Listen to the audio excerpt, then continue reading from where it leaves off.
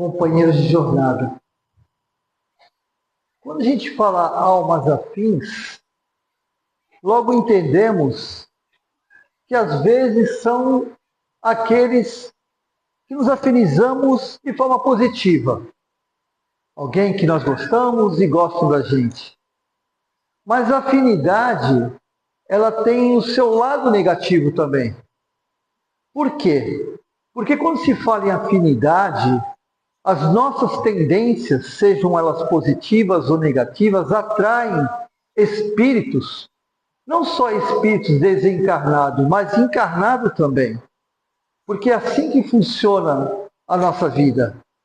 E ao atrairmos principalmente os espíritos desencarnados, existe uma conexão real, verdadeira.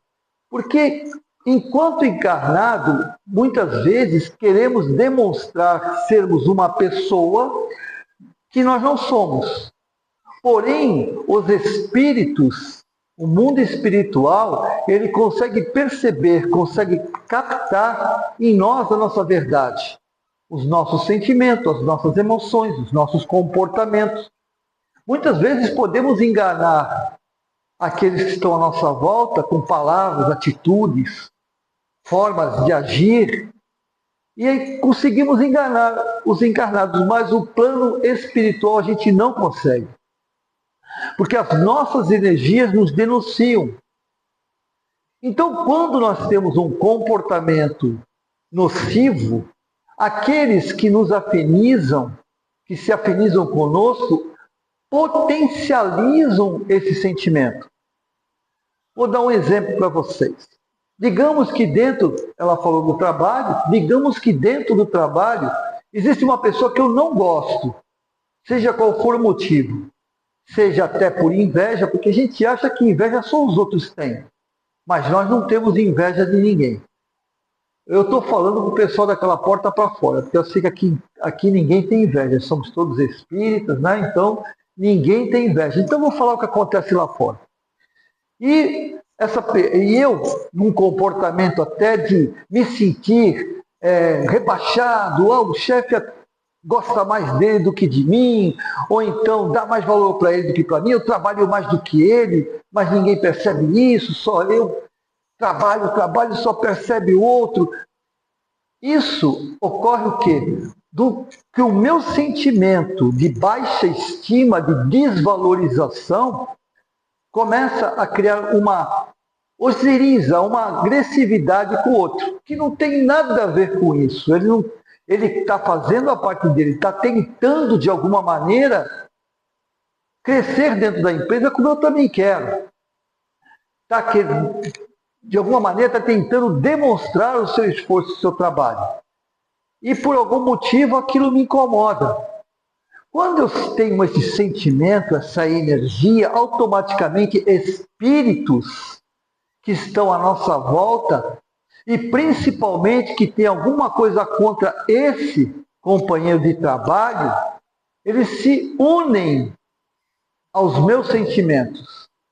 E eu comigo, automaticamente, ao ter esse sentimento, eu tenho um grupo comigo, 1, 2 ou 3 espíritos, que concordam comigo em minha defesa.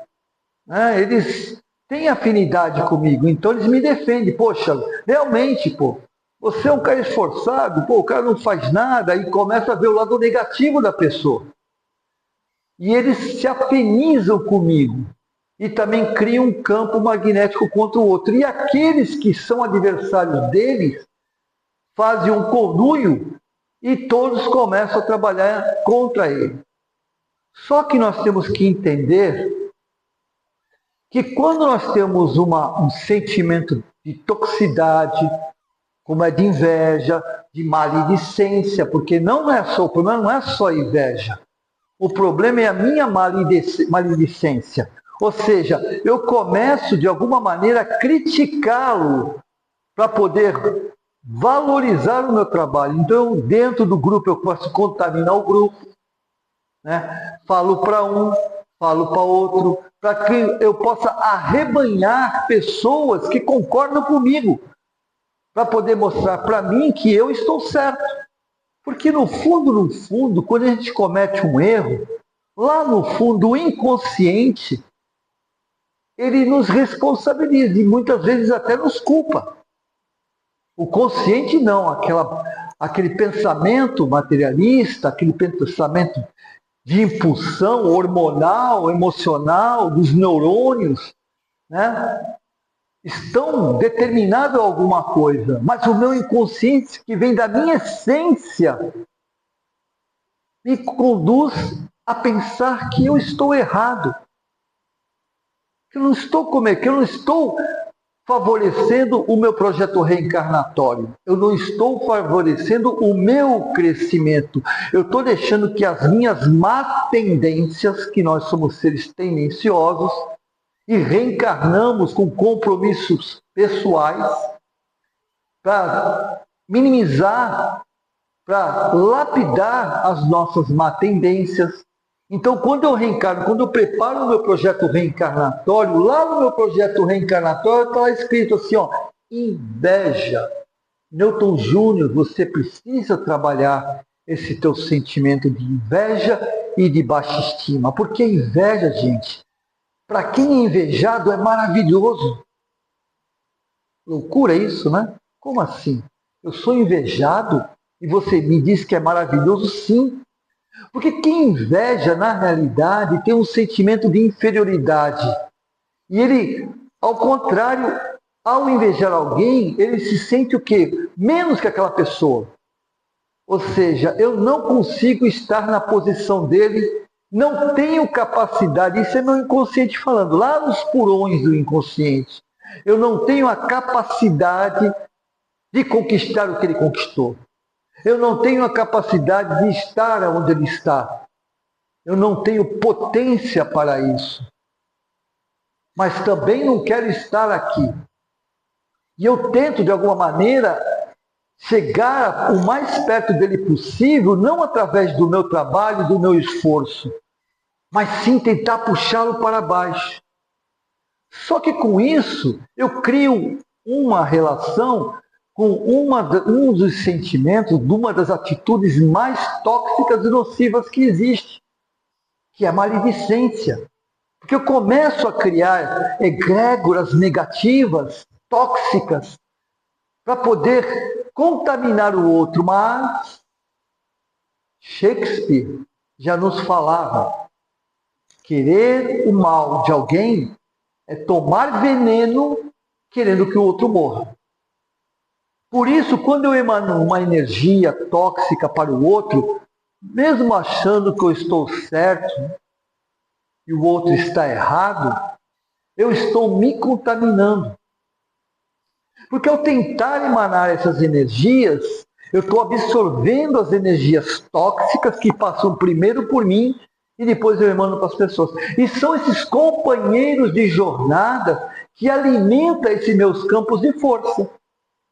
É evidente que nós somos seres maravilhosos, eu sempre digo isso para mim, tentar me convencer e tentar passar para vocês, que nós somos a imagem e semelhança do Criador. Isso aí é fatal. Isso aí não tem como negar, mesmo que negue é uma realidade. Nós somos toda a criação de Deus, ela é bondosa, generosa, justa, amorosa.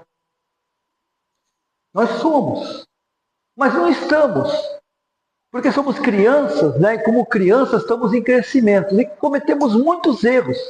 Mas um dia estaremos junto, conectado com a essência divina. Isso não tem jeito, isso é a única fatalidade das nossas vidas. Mesmo que a gente faça de tudo para não chegar, mas a gente vai chegar a isso um dia.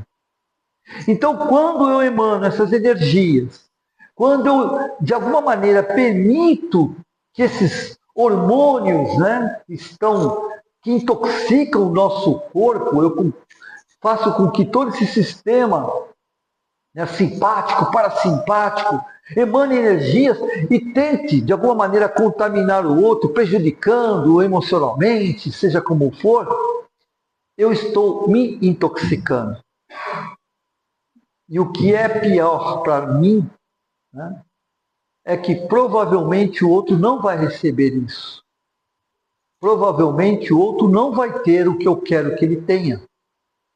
Porque existe uma força divina protegendo ele. As forças que regem o universo, Deus o protege, Jesus o protege. Os seus protetores, os seus guardiões, os seus afins o protegem. Mas e eu? Sou protegido? Sou. Sou protegido. Enquanto eu tento emanar essas toxinas, quando eu estou irracional, os meus amigos, Deus também, as forças que regem o universo, Jesus e os meus amigos espirituais estão comigo, tentando me ajudar a não cometer esse erro. E muito mais intensamente do que ele está recebendo. Então, nesse processo de simbiótico, né, que é uma simbiose onde só eu emano essa energia, nesse processo para o outro, eu simbioticamente recebo essas energias tóxicas. E aí, cada vez mais, aquilo fica mais pesado, fica mais difícil, eu não consigo me livrar, fica um pensamento concentrado, enraizado, e aí eu vou intoxicando o meu organismo. E além dos campos de força que nós temos, né, que são os ditos chakras, coronário, frontal, ágina, laríngeo, né, cardíaco, gástrico, umbilical, esplênico, o genésico e o básico, que são campos de força, campos energéticos, responsáveis pelo abastecimento de um grupo de órgãos. Cada campo de força é responsável por um grupo de órgãos.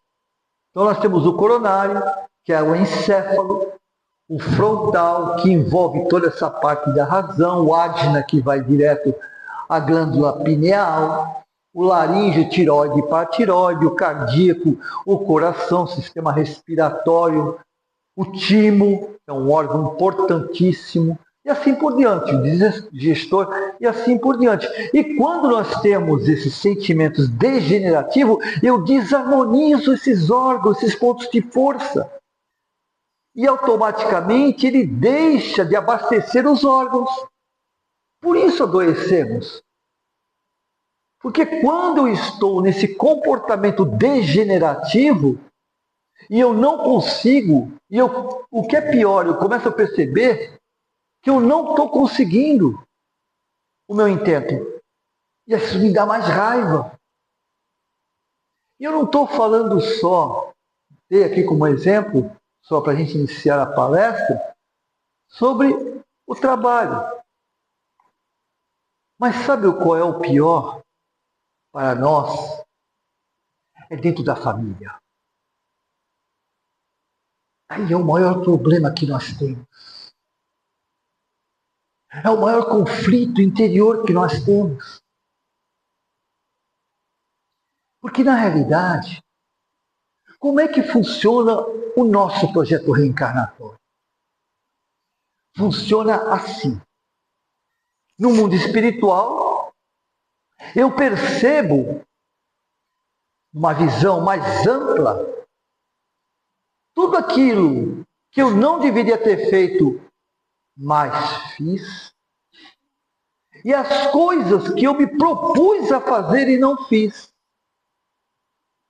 E lá, nessa avaliação, no tribunal da consciência, porque a gente tem uma ideia errada. A gente acha que a gente vai ser julgado por Deus, né? Vai ser julgado por um júri de espíritos. Alguém vai me defender, outros vão me acusar. E dali, no tribunal de Deus, eu vou ser punido com o castigo determinado. E não é assim que funciona, não. Nesse tribunal, nós estamos sozinhos. Sozinhos. Solitários. É como se nós estivéssemos deitados num deserto, onde existe um silêncio muito grande e um eco muito forte. Soa, não em nossos ouvidos, mas em nossos corações. E ali, a dor do remorso, que é como se fosse uma adaga que entra devagarinho, começa a surgir. E nós começamos a avaliar isso durante décadas, alguns séculos, outros milênios, né? Depende. Aqui não, tá, gente? Eu estou falando isso aí, mas você pode ficar tranquilo que aqui vocês não têm esse problema. Então, o que acontece? Nesse momento eu começo a implorar para resgatar tudo aquilo que eu fiz e o que eu não fiz. Eu imploro espiritualidade. E durante um tempo eu fico avaliando, preparando meu projeto reencarnatório, planejando como é que eu vou fazer isso. Às vezes buscando as pessoas na qual eu acho que eu tenho débito, só que tem um problema maior. Nós não temos vínculos com ninguém. Por mais incrível que a gente ache, nós não temos vínculo com ninguém. Porque muitas vezes aquelas pessoas que eu prejudiquei já se libertaram de mim. Já estão vivendo o seu próprio projeto, a sua própria vida espiritual, se preparando num outro agrupamento. Mas eu tenho um problema muito sério, muito grave, que é comigo mesmo. Eu preciso lapidar esse remorso. Então eu volto ao mundo carnal, necessariamente não junto àqueles na qual eu tenho um compromisso. Não gosto da palavra débito. Né? Não gosto da palavra débito. A palavra débito é muito pesada para nosso entendimento. Nosso entendimento. Então, nós voltamos com compromissos. Mas às vezes eu não volto com o compromisso de ser menos orgulhoso, menos intolerante, menos raivoso, menos orgulhoso, menos ganancioso. Necessariamente eu não volto ao lado daqueles na qual eu prejudiquei. Eu volto com essas mazelas como uma bagagem para poder diluir durante a minha reencarnação. Então eu vou viver em ambientes aonde vão me testar. Se eu fui muito orgulhoso e prometi que eu mudaria, não seria mais, ou tentaria ser o menos orgulhoso possível, onde é que eu vou nascer? No meio de pessoas boazinhas, compreensivas, com compaixão? O que vocês acham? É isso que vai acontecer? Não. Eu vou nascer no meio de pessoas que têm um orgulho também, para poder confrontar a mim mesmo. Porque se eu disse que eu não seria orgulhoso, é no meio de pessoas orgulhosas que eu vou me confrontar. Eu vou estar em prova e às vezes até em expiação, concorda? E aí eu vou começar a enfrentar essas situações.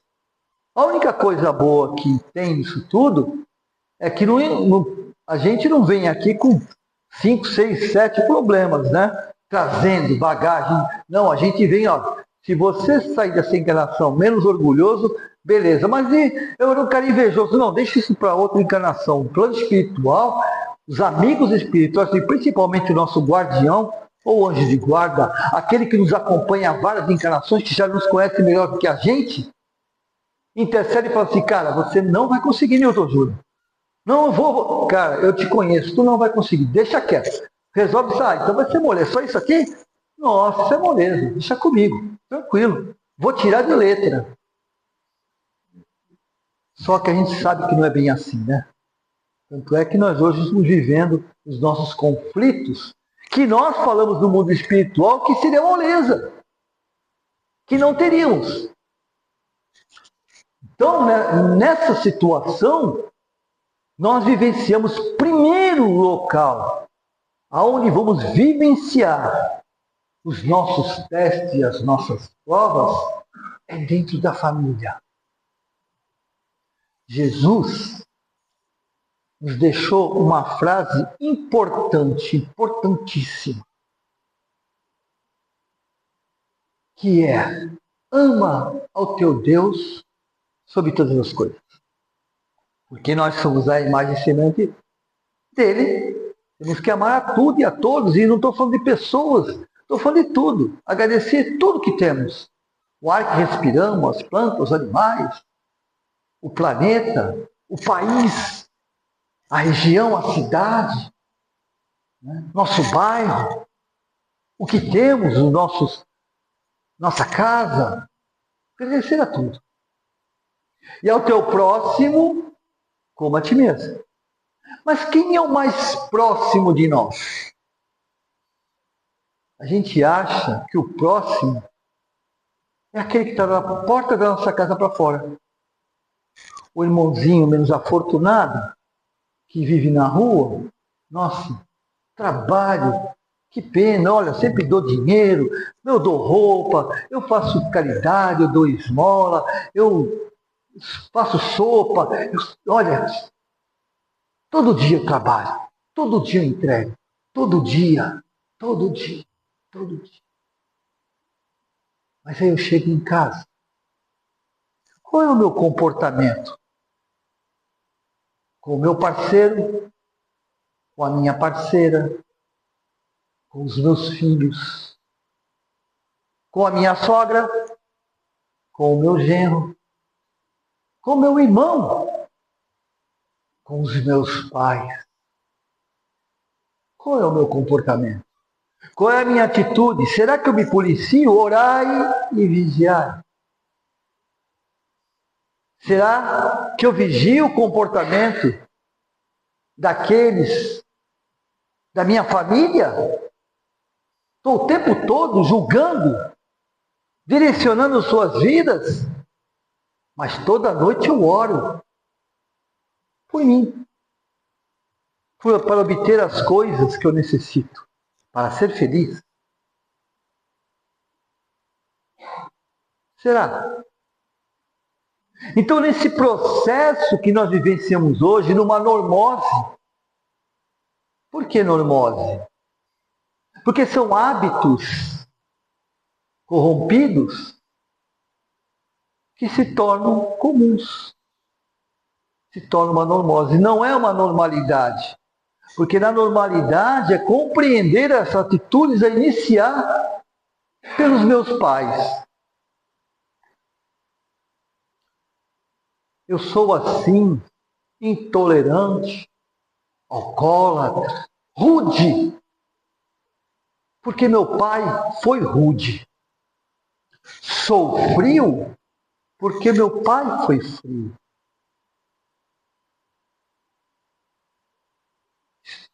Me falta amor, não sei amar, porque minha mãe não me ensinou a amar. Os pais são nossos exemplos. Os pais são nossos exemplos. São as nossas referências importantes do que eu devo e do que eu não devo fazer. Mas, como uma forma de justificar a minha negação no meu comportamento degenerativo, na qual eu me preparei no mundo espiritual para não fazer, dói menos responsabilizar os nossos pais. Justificar aquilo que não tivemos. Mas só que esquecemos que foi uma forma e uma fórmula que eu escolhi no meu projeto reencarnatório. Eu escolhi passar por isso.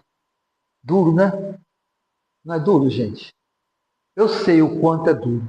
Porque é duro para mim também. Falar isso que é pior, né? Porque na realidade, Divaldo falava isso, né? E eu endosso embaixo. Quem sou eu para endossar? Mas eu sou pretensioso e endosso.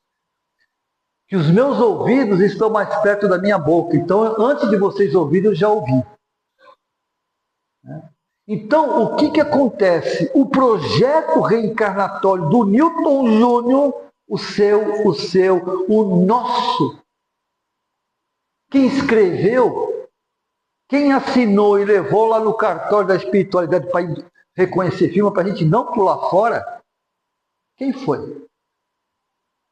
Fomos nós.